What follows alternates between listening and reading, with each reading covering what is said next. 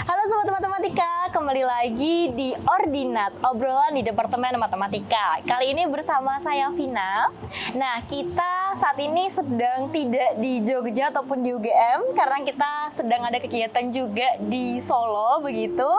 Dan pada pagi hari ini, siang hari ini kayaknya udah mulai panas, kita akan berbicara tentang kriptografi. Nah, kedatangan tamu spesial juga, ini ada salah satu dosen matematika UGM yang berfokus atau menjadi salah satu inisiator begitu ya Pak ya di kriptografi. Begitu ada Pak Uha Isnaini, SSC, MSc, PhD. Boleh disapa dulu Pak sobat matematikanya. Halo sobat matematika, salam sehat selalu. Oke. Nah, di sini pas banget Pak Uha juga sedang menggunakan kaos Center for Cryptography Cyber Security Research sobat matematika. Tema hari ini ya. Sesuai tema hari ini. Jadi luar biasa sekali Pak Uha. Nah, sobat matematika, di sini pasti juga nggak asing dengan istilah atau kata kriptografi ya. Jadi kriptografi itu menjadi fondasi keamanan dan salah satu hal yang menjadi aplikasi digital begitu.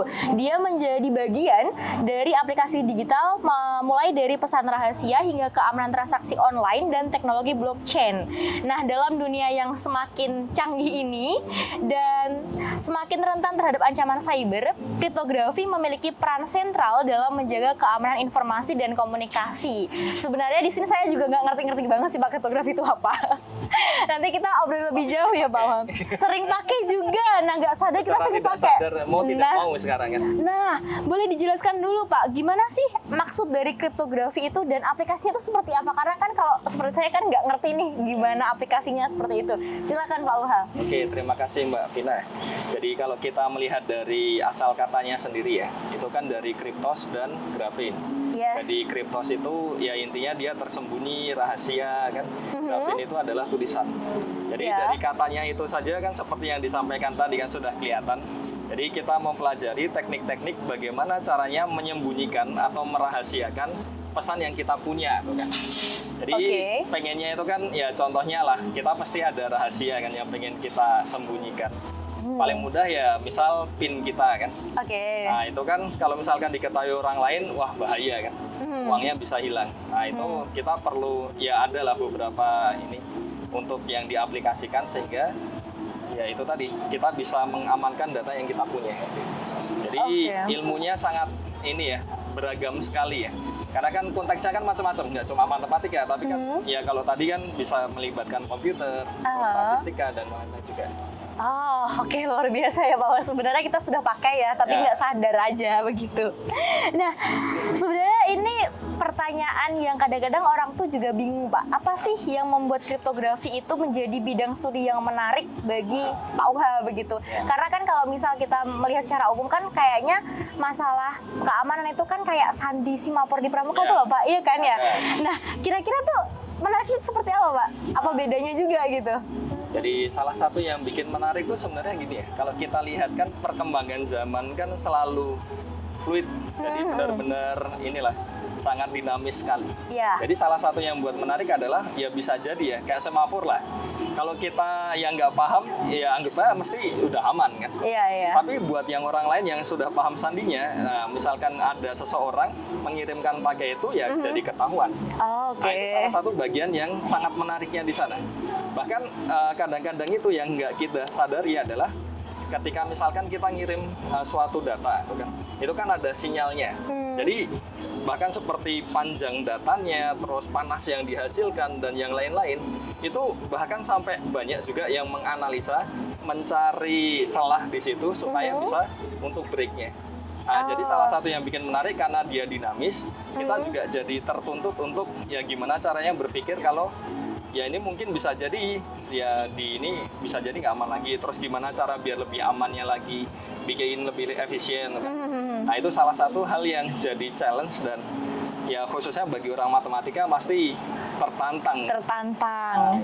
Nah menarik nih Pak, kan kita ngomongin tentang pesan rahasia ya Pak, terus kita ngomongin tentang sandi yang dia selalu ada setiap periode itu ada perubahannya begitu ya, Pak ya. Betul. Nah, gimana sih Pak peran matematika kalau misalkan kita lihat bahwa kriptografi itu kan sangat berhubungan dengan teknologi. Ya. Nah, kenapa tidak dia di teknologi informasi atau misalkan dia ada di bidang informasi atau elektronika instrumentasi itu ya Pak ya, prodi di MIPA ya. Kenapa ada matematikanya gitu dan apa sih peran matematika dalam dunia itu gitu? Nah, itu justru malah yang bikin menarik dari kriptografi kan. Oke. Karena nggak hanya sekedar 1-2 bidang ilmu saja, tapi kolaborasi satu sama lain. Nah, jadi yang bikin menarik itu adalah kalau dari sisi bidang matematikanya, kadang-kadang permasalahan yang kita pandang sepele, sederhana, itu kalau misalkan kita manfaatkan, itu ternyata ya pas diaplikasikan luas tuh kan. Contoh paling mudah lah, kita dari SD kan belajar perkalian bilangan. Iya. Ya kan, kita sudah tahu bilangan prima seperti apa lah. Nah, ngalikan bilangan prima mudah. Tapi bayangkan kalau kita punya bilangannya besar kan. Iya. Nah, ngalikan sekarang pakai komputer ya mau segede apapun triliunan sampai ratusan digit juga masih oke. Masih oke. Nah, tapi bayangkan orangnya itu bukan diminta untuk mengalikan, tapi dikasih hasil kalinya. Oke. Nah, terus nyari faktornya apa kan?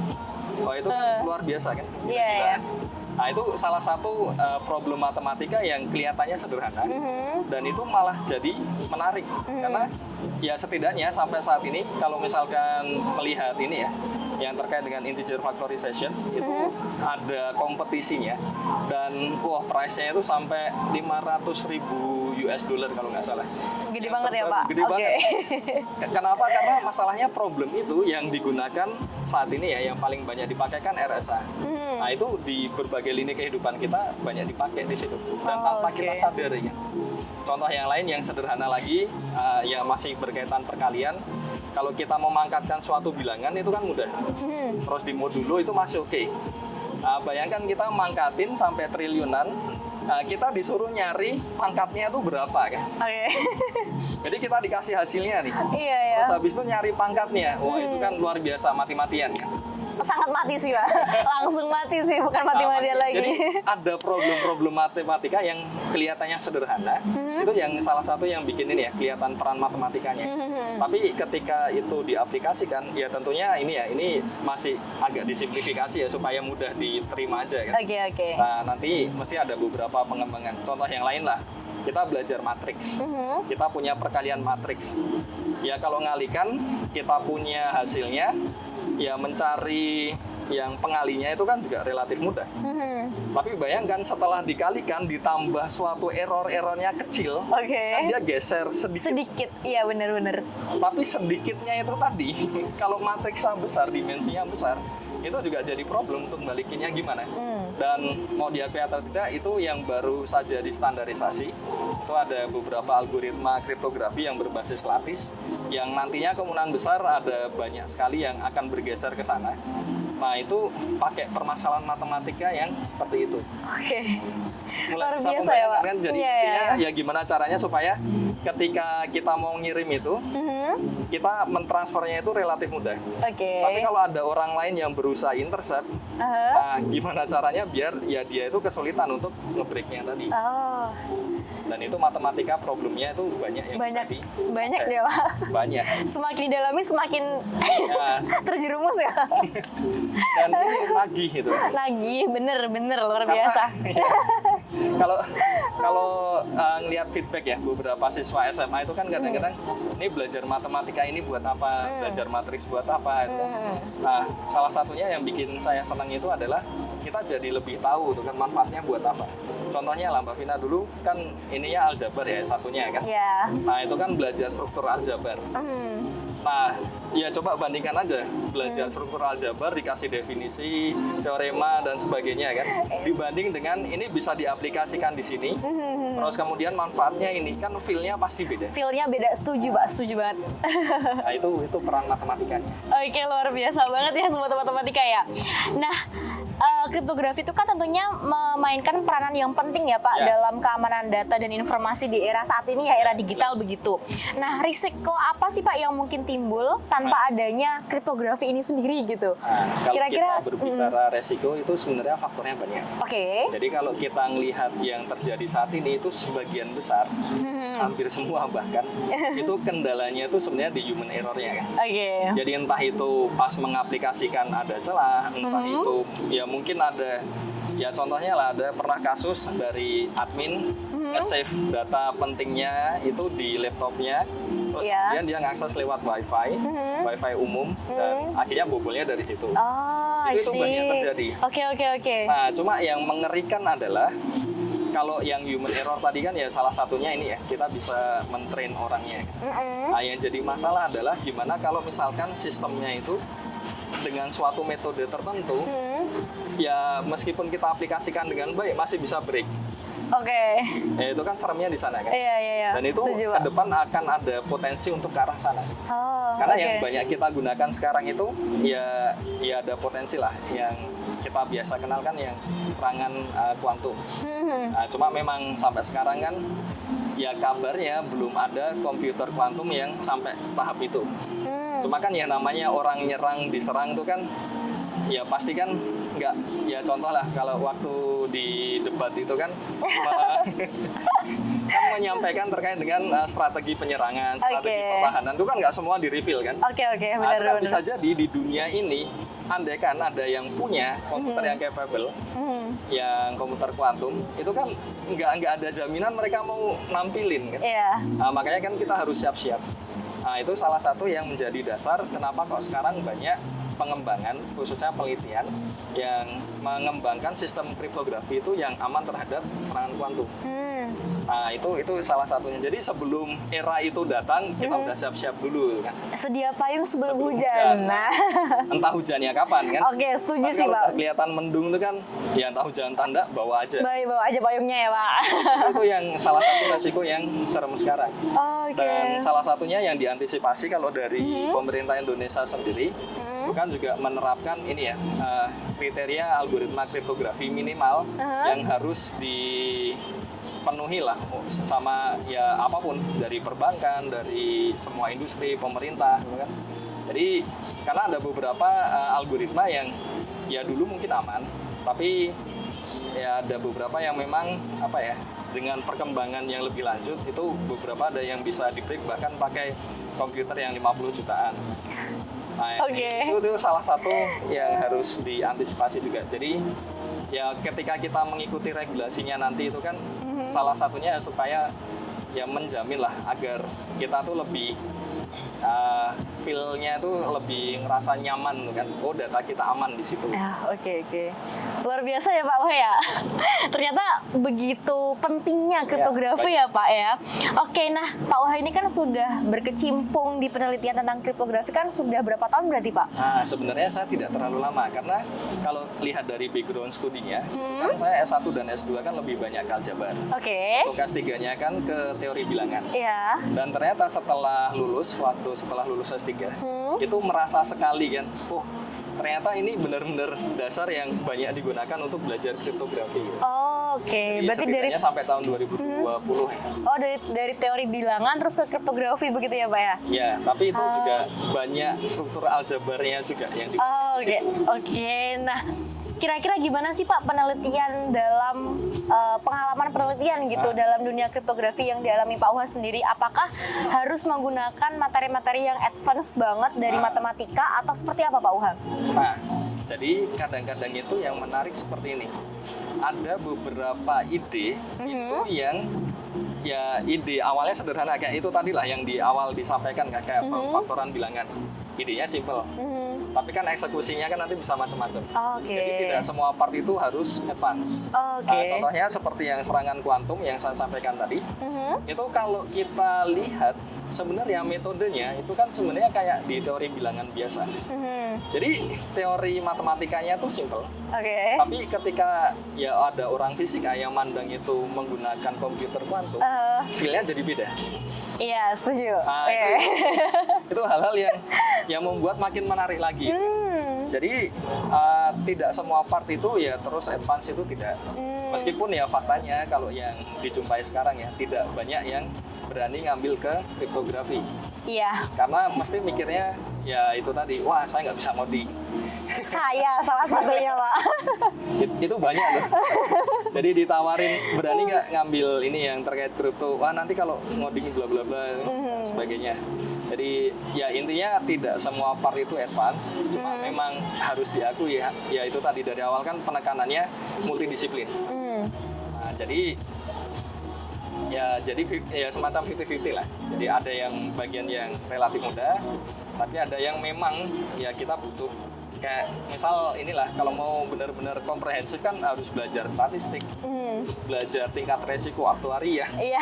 Kan ya nggak mungkin juga kan semuanya kan. Semuanya baik, betul Pak, betul. Jadi ada advance, ada yang basic. Oke, nah berbicara tentang kriptografi, kalau nggak salah di UGM itu di Departemen Matematika ya Pak ya, udah ada pusat kajiannya. Nah itu tingkatnya ranahnya fakultas. Oh fakultas ya Pak, di pusat kajian itu kira-kira kegiatannya apa aja sih Pak? Oke, ya terima kasih. Jadi untuk yang pusat kajiannya sendiri baru bulan lalu ya kita launching hari Kamis tanggal 21 Desember dan itu bersamaan dengan kita buat webinar juga terkait Data Protection Officer. Dan ya saya senang banget ya waktu melihat itu karena pesertanya kan dari berbagai macam kalangan juga. Dari berbagai macam background ya Pak ya. Jadi ada yang dari pemerintahan, dari industri. Cuma meskipun launchingnya baru bulan lalu, sebenarnya kalau dari sisi kegiatan itu sudah kita rintis cukup lama. Jadi ada banyak diskusi-diskusi juga yang 2 mingguan. Terus kemudian kalau tahun lalu Mbak Vina kan juga ikut juga kan, yang summer school itu. Yes. Terus saya kan juga pusat kajian.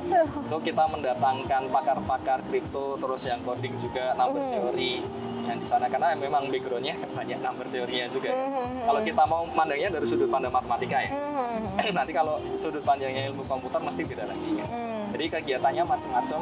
Terus salah satu yang kita mau coba usahakan itu yang mau kita lakukan di bulan depan itu juga ada pelatihan Data Protection Officer itu serius 5 hari dari akhir Februari sampai 1 Maret. Itu salah satunya. Jadi nanti ketika sudah melalui pelatihan itu terus lulus tesnya kan nanti akan dapat sertifikasi sehingga bisa jadi Data Protection Officer yang ya bisa dikatakan profesional lah. Nah, event yang lain salah satunya ya tahun depan tuh kan kita nyoba kelanjutan dari yang summer school-nya yang tahun kemarin.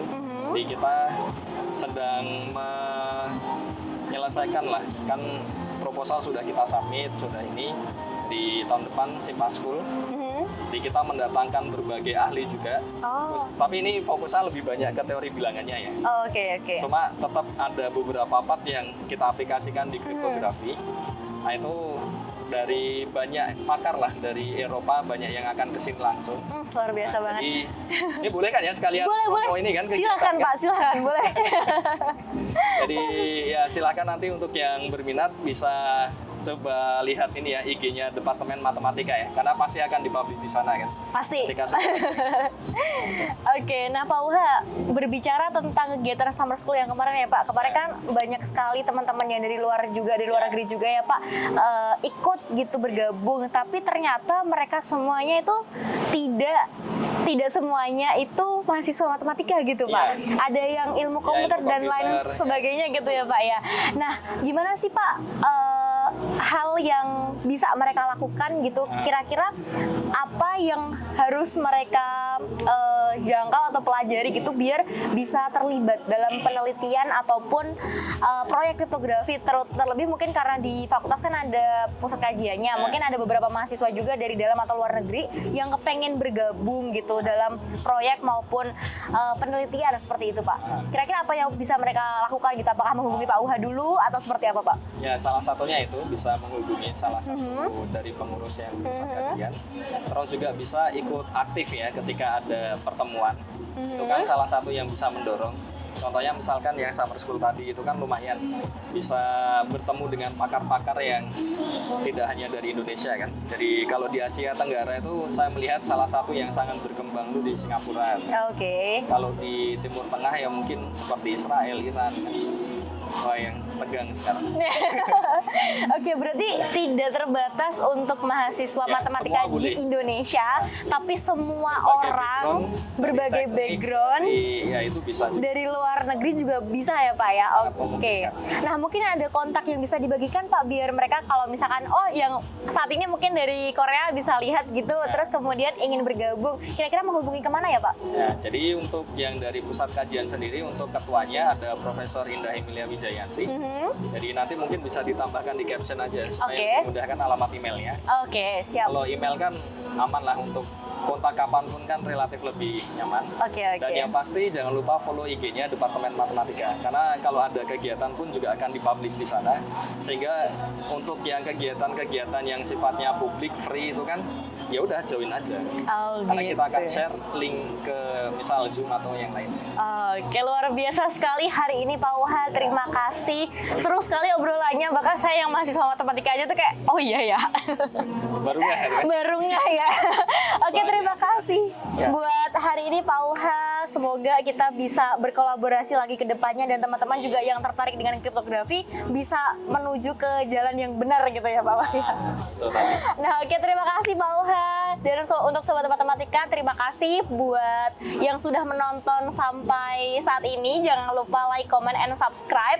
Dan jangan lupa ikuti terus semua sosial media dari Departemen Matematika. Bye-bye, terima kasih.